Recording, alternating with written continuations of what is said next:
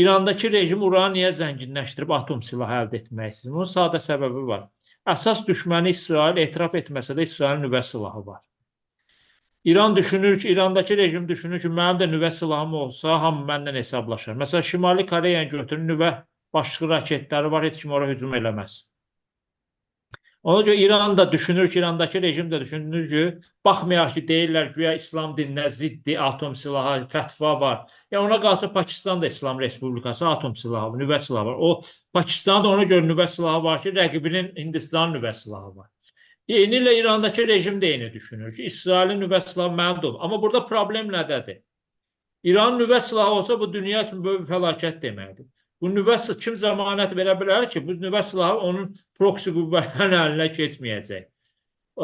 Hamas, Hezbollah və onlar da bundan öz düşmənlərinə və yaxud İsrailə qarşı istifadə etmir. İsrail belədir ki, İsrail nə qədər tənqid olunsa da, amma nüvə silahını heç kimə verməz.